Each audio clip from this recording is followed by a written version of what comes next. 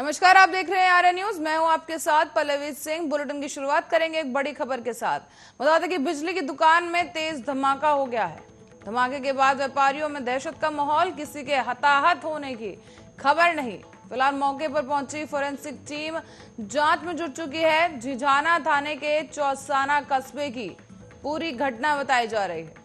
बता दें कि एक दुकान में अज्ञात कारणों के चलते धमाका हो गया, जिसके बाद व्यापारियों में अब दहशत का माहौल है और फोरेंसिक की टीम मौके पर पहुंच चुकी है। साक्ष्य जुटाने की कोशिश वहां पर की जा रही है। धमाका कैसे हुआ, इसकी जांच के लिए भी पुलिस लग चुकी है। और आपको बता दें कि मौके पर फोरेंसिक टीम मौजूद है। हालांकि किसी के हताहत होने की खबर नहीं, लेकिन दहशत का माहौल बरकरार। झिझाना थाने के चौसाना इलाके का मामला, जहां बिजली की एक दुकान में तेज धमाका हो गया है।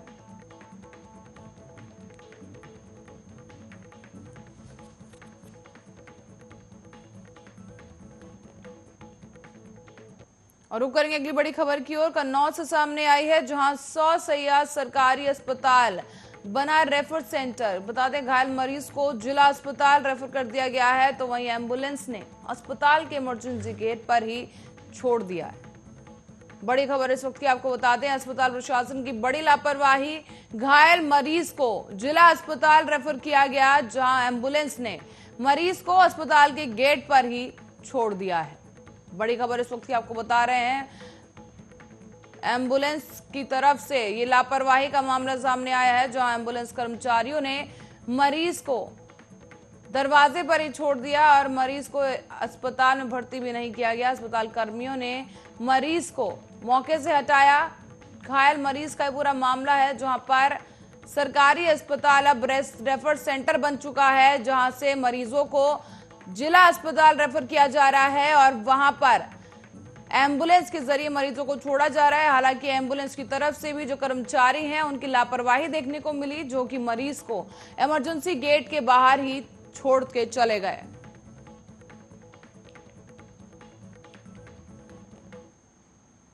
पश्चिम बंगाल के दार्जिलिंग में एसएसबी जवानों ने चीनी नागरिक समेत 2 लोगों को पकड़ लिया है, जो कि अवैध तरीके से नेपाल में घुसने की कोशिश कर रहे थे। जानकारी के मुताबिक भारत नेपाल सीमा में दार्जिलिंग की पानी की टंकी इलाके में उस समय 2 लोगों को पकड़ लिया गया, जब वो नेपाल में घुसपैठ करने की कोशिश कर रहे थे। बाद में एसएसबी ने पुलिस के हवाले कर दिया और गिरफ्तार हुए चीनी नागरिक के पास से भारत का पैन कार्ड और अमेरिकी पासपोर्ट भी बरामद हुआ है। चीनी नागरिक के साथ पकड़ा गया भारतीय नागरिक सिलीगुड़ी का रहने वाला है और चीनी नागरिक कैसे भारत पहुंचा और दोनों किस मकसद से नेपाल जा रहे थे, इसको लेकर अब पूछताछ की जा रही है। साथ ही आपको बता दें कि जांच के दौरान एसएसबी जवानों ने उनके पास से कई दस्तावेज जब्त किए हैं और अधिकारियों ने कहा कि छोजेरे को पैन कार्ड और कई यात्रा दस्तावेज मिले हैं और पेम्पा के पास Aadhaar card, pan card, voter card और ड्राइविंग लाइसेंस बरामद किए गए। अदालत ने आरोपियों को 7 दिन की पुलिस रिमांड पर भेज दिया है और इसके साथ ही जांच के साथ साथ इनके भारत आने के कारण का पता लगाने को कहा गया।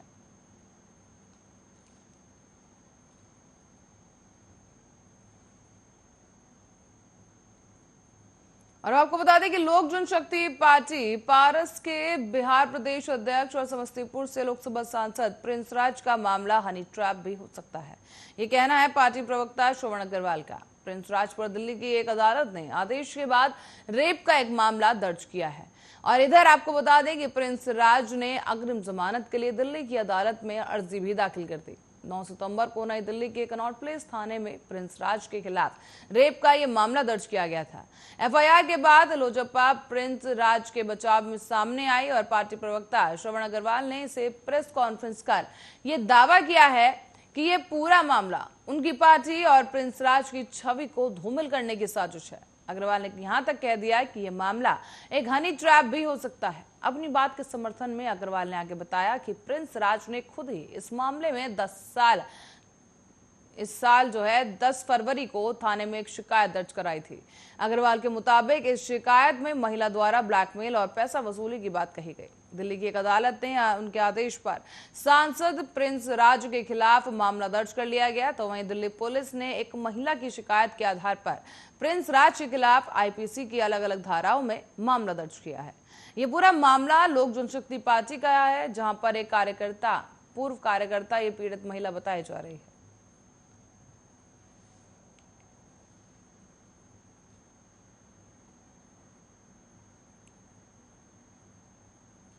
और आपको बता दें कि आगामी उत्तर प्रदेश विधानसभा चुनाव के मद्देनजर अब आम आदमी पार्टी ने अभी से तैयारियां शुरू कर दी हैं। इसी के मद्देनजर आज आम आदमी पार्टी ने रामनगरी अयोध्या में तिरंगा यात्रा की शुरुआत की है।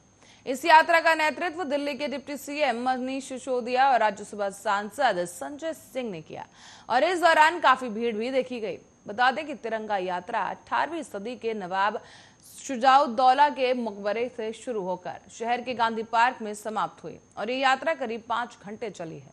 इस दौरान रैली में शामिल हुए लोगों ने इनकलाब जिंदाबाद, वंदे मातरम और राम राज्य लाना है, हिंदू मुस्लिम को एक बनाना है जैसे नारे भी लगाए। वहीं बताते चले कि मनीष सिसोदिया ने कहा कि भगवान राम का पूरा जीवन भाईचारे का संदेश देता है। आज उसी भाईचारे का नाम बुलंद करने के लिए प्रभु श्री राम की जन्मभूमि अयोध्या में आयोजित तिरंगा यात्रा में उमड़ा है ये जनसैलाब। यूपी की जनता अब गुंडा राज नहीं चाहती बल्कि राम राज्य चाहती है। उन्होंने आगे कहा कि भारत के विकास का संकल्प ही तिरंगा यात्रा का मकसद है। तिरंगे के नीचे रहने वाले हर व्यक्ति को बेहतर शिक्षा, स्वास्थ्य सुविधा, रोजगार, बिजली और किसानों को बेहतर जिंदगी देना, यही हमारा संकल्प है। बता दें कि आम आदमी पार्टी के नेता मनीष सिसोदिया ने सोमवार को राम जन्मभूमि और हनुमानगढ़ी मंदिर में पूजा अर्चना की थी, जिसके बाद से उत्तर प्रदेश में 2022 के होने वाले विधानसभा चुनाव के लिए पार्टी के अभियान की शुरुआत की गई।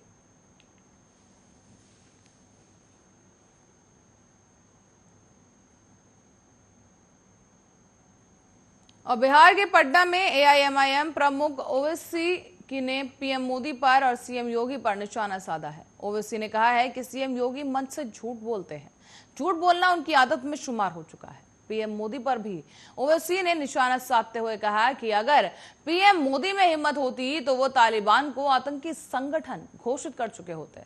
पटना में ओवैसी ने सीएम योगी पर हमला बोलते हुए कहा कि यूपी के स्कूलों में छात्रों का ड्रॉप आउट रेट 60% है, मुस्लिमों को सरकारी योजनाओं के तहत घर नहीं मिल रहा और सीएम योगी झूठ बोलकर अपनी गिरती हुई साख को बचा नहीं सकते। उन्होंने आगे कहा कि सीएम गाय, भैंस और लड़कियों की तुलना कैसे कर सकते हैं?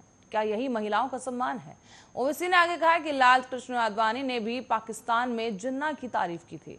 हम जिन्ना की 2 नेशन थ्योरी को खारिज करते हैं। उन्होंने कहा कि हम 2013 से कहते आ रहे हैं कि सीएए धर्म से परे होना चाहिए।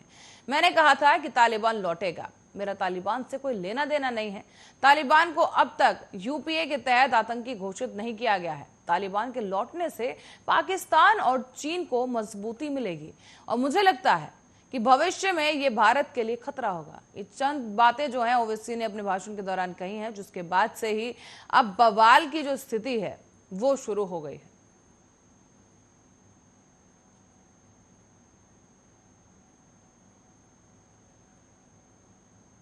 और रुक करेंगे अगली खबर की ओर। 60 साल से कम आयु में मरने वाले वकीलों के परिवार को अब 50 लाख रुपए मुआवजा देने की मांग सुप्रीम कोर्ट ने ठुकरा दी है।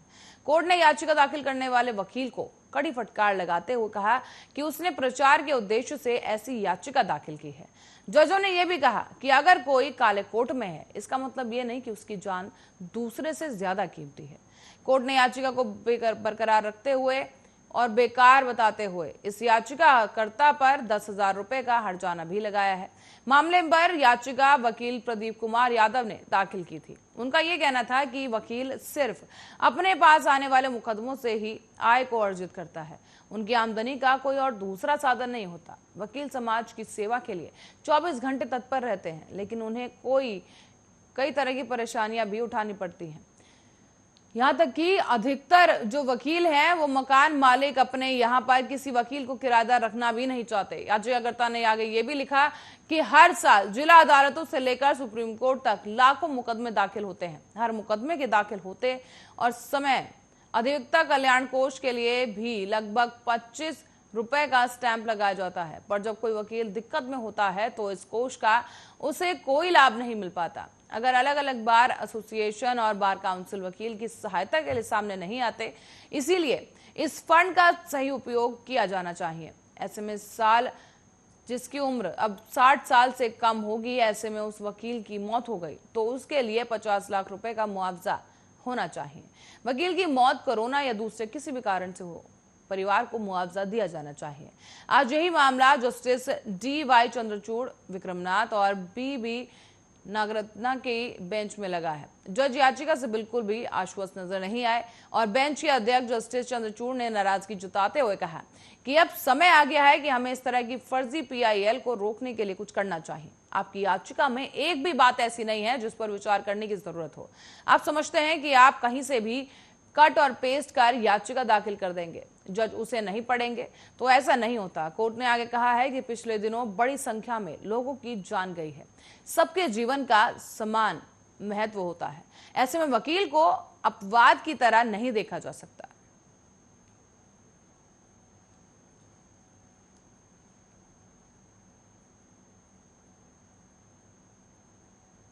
और राजनीति में कब क्या हो जाएगा ये कोई नहीं बता सकता। बिहार के मुख्यमंत्री नीतीश कुमार की तरफ से जहां NDA में रहते हुए LJP सांसद चिराग पासवान ने दूरी बना ली है, तो वहीं अब NDA ये मानकर चल रही है कि चिराग NDA का हिस्सा हैं और आगे भी रहेंगे। ऐसे में आपको बता दें कि बिहार सरकार ने मंत्री नीरज कुमार बबलू ने बीते सोमवार को कहा कि किसी की नजदीकियां किसी से बढ़ सकती हैं, लेकिन चिराग पासवान NDA में हैं और आगे भी वहीं रहेंगे।